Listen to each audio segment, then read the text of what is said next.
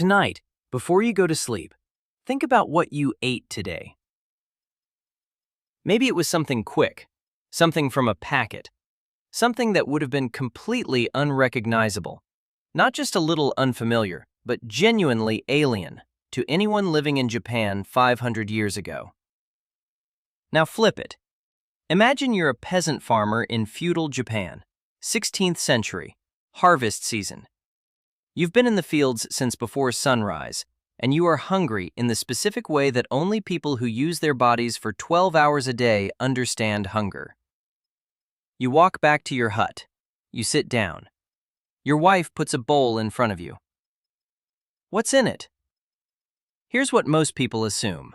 Rice, maybe some fish, a few vegetables, tea, the kind of clean, elegant, minimalist meal that Japanese food is famous for today.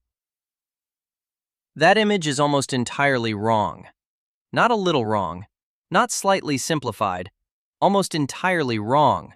Wrong about what people ate, wrong about who got to eat what, wrong about where the flavor came from, and spectacularly wrong about one specific ingredient that was so central to ancient Japanese cooking that its absence from our modern idea of Japanese food is one of the strangest disappearing acts in culinary history. What actually happened is genuinely bizarre. Let's find out! Let's start with the thing everyone gets wrong first. Myth 1. Ancient Japanese people ate a lot of rice. Here's the thing. They didn't. Not most of them. Rice in ancient Japan was currency before it was food. The samurai class was paid in rice. The government collected taxes in rice. Temples stored rice. Rice was wealth, which means the people who grew it almost never got to eat it. For the average peasant farmer in feudal Japan, eating white rice was roughly like a medieval English peasant helping themselves to the baron's wine cellar. You knew it existed. You might have touched it at harvest. You did not put it in your bowl. What they actually ate was millet, barley, and sorghum, coarser grains that nobody in power wanted. And even those were rationed. Myth 2. Ancient Japanese food was delicate and subtle. The reality is the exact opposite. Feudal Japanese cooking, at least below the aristocratic class, was aggressively fermented, intensely salty, and built around preserved food that had been sitting in salt or rice bran for weeks. The flavor profile was closer to a medieval European farmhouse than anything you'd find in a modern Japanese restaurant. Myth 3. Fish was the main protein. Sometimes. For people who lived near water.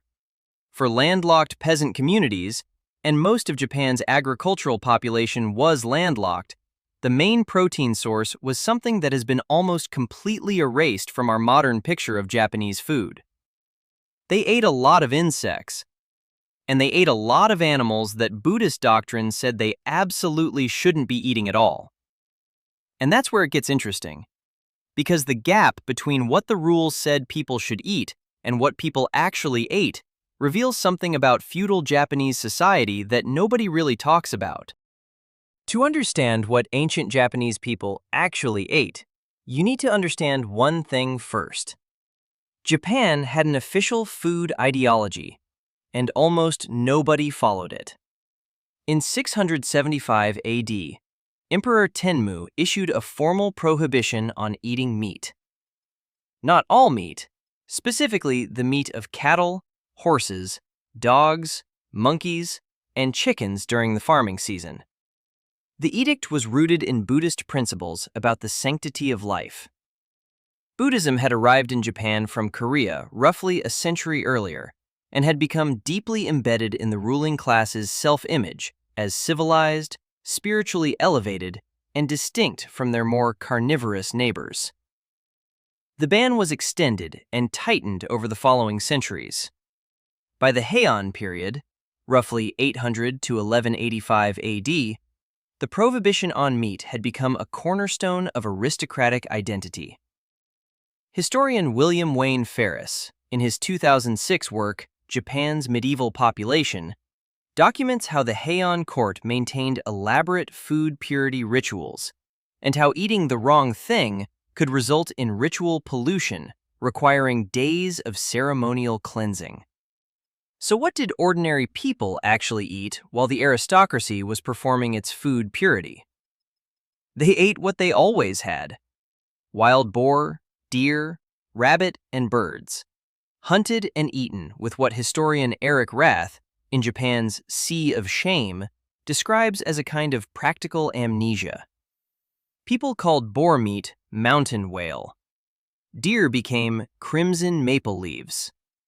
The fiction was maintained through language. If you gave the food a poetic name that obscured what it actually was, the spiritual transgression somehow became deniable. Honestly, calling wild boar mountain whale so you can eat it without guilt is one of the more creative legal workarounds in culinary history.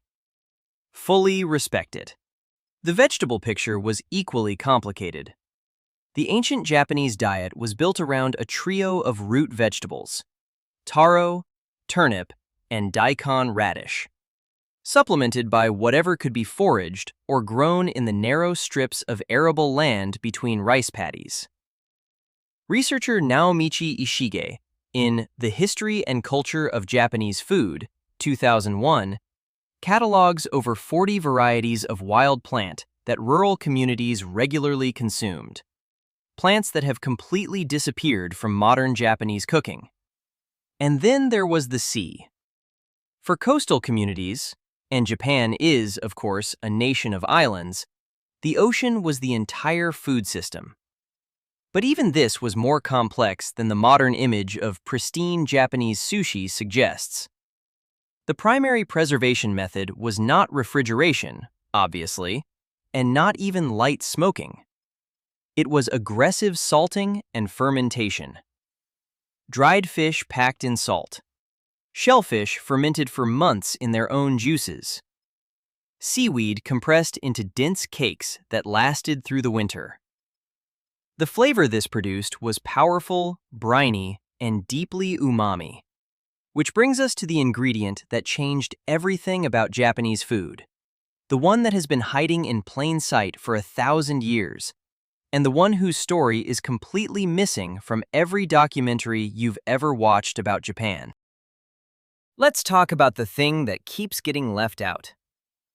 Before Japan developed its modern reputation for pristine, minimalist cuisine, the country had a parallel food culture that was loud, pungent, and built around something that Buddhist doctrine technically condemned and that modern Japanese food tourism almost never mentions. Meat. Not fancy meat, not ceremonial meat.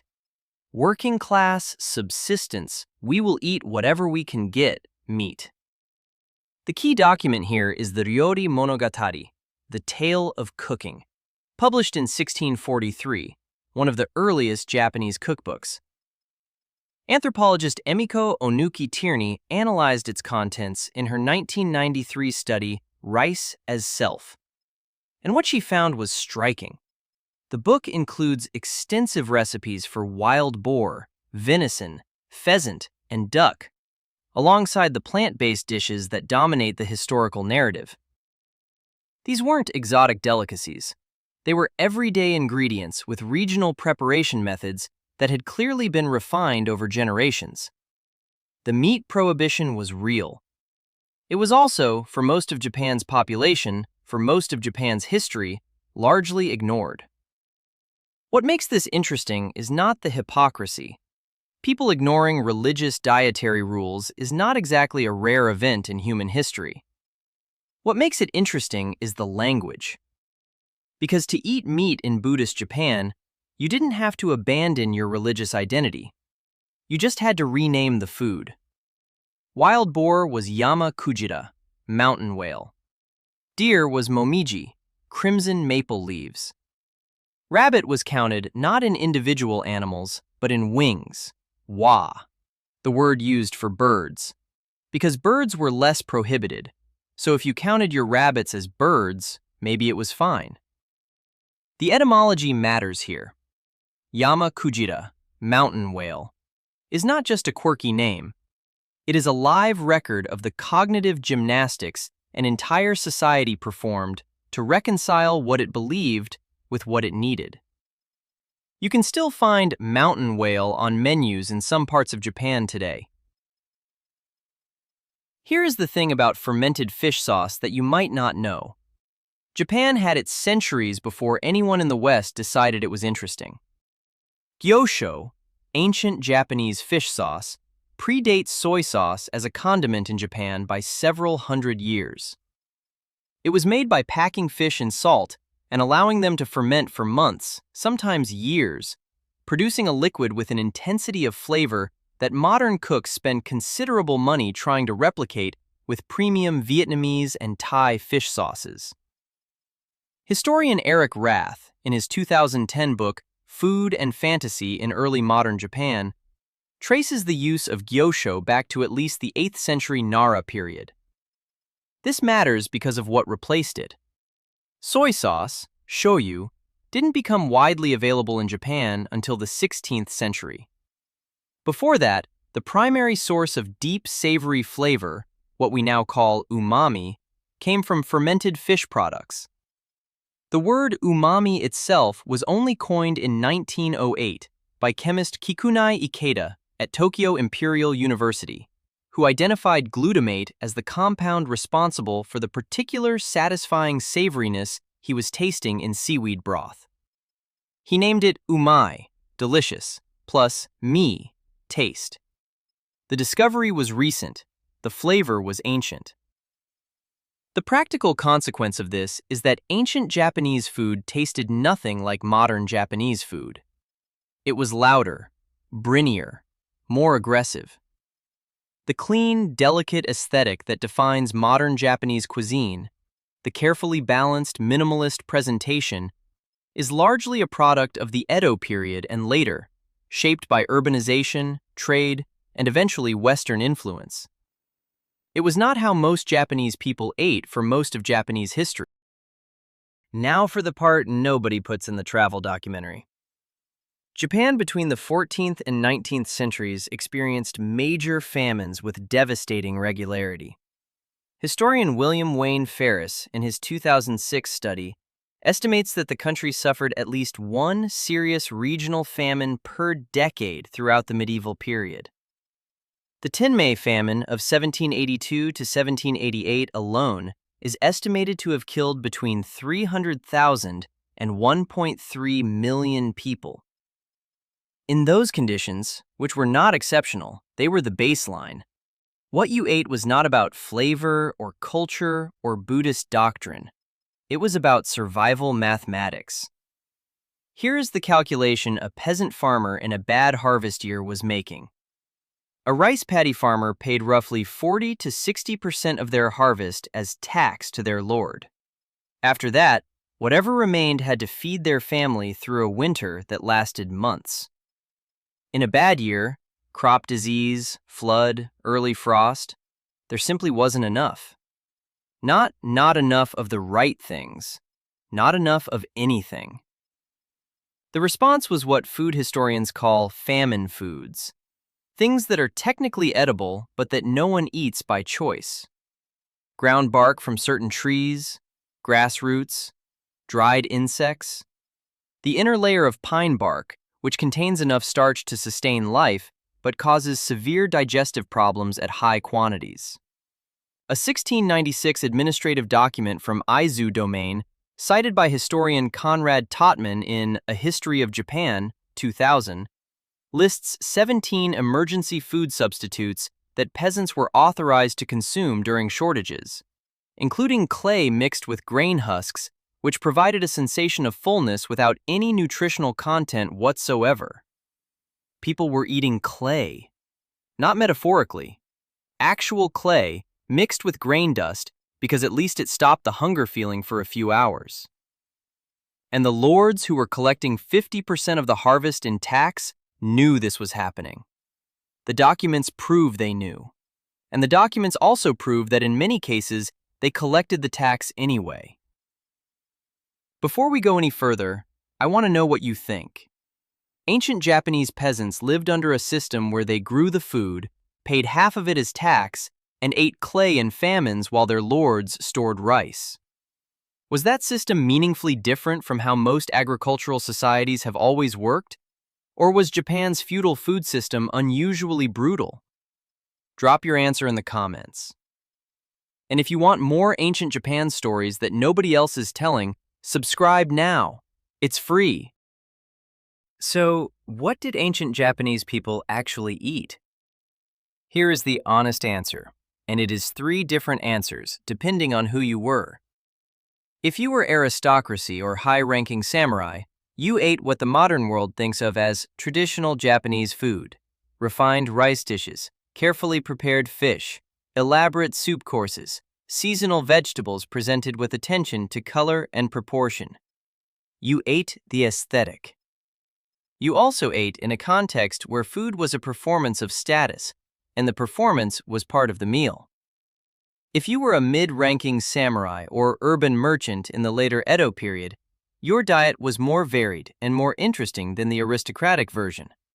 The cities were food cultures unto themselves, with street food stalls selling grilled skewers, noodle soups, and fermented everything.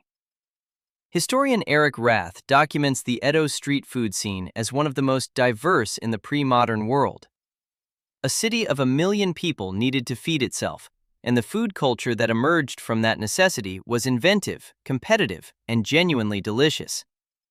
If you were a peasant farmer, which is what the overwhelming majority of people in feudal Japan were, you ate whatever survived the tax collection, supplemented by whatever you could grow, forage, catch, or rename. Your diet was nutritionally functional at best and chronically inadequate at worst. The flavors you had access to were fermented, preserved, and salt-heavy because those were the techniques that kept food alive through winter without refrigeration. Here is the modern mirror. The next time you find yourself eating something because it's convenient rather than because you want it, something out of a packet, something eaten standing up, something that's more fuel than food, you are much closer to the ancient Japanese peasant experience than the elegant, minimalist aesthetic of modern Japanese cuisine suggests. Most of the world, for most of history, has eaten not what it wanted, but what it had. Japan was not an exception. What is unusual about Japan is the cover story. The story that ancient Japanese food was always like this, refined, balanced, aesthetically considered, is a story the Meiji era and modern tourism actively promoted. It is a story built on the food of about 5% of the population, presented as the experience of everyone. The other 95% were eating mountain whale and hoping the harvest held. So next time you sit down to a bowl of something, rice, noodles, whatever's in the fridge, remember that for most of the people who built the civilization we call ancient Japan, the bowl was the negotiation between what you grew and what they took, between what the doctrine said and what the hunger decided, between the story of Japanese food that gets told in documentaries and the reality of what went into most people's mouths every day for 1,000 years. The food history of ancient Japan is not the story of delicate, minimalist perfection. It is the story of a country that learned to find beauty in scarcity, to turn fermentation into flavor, to rename what it needed so it could need it without shame.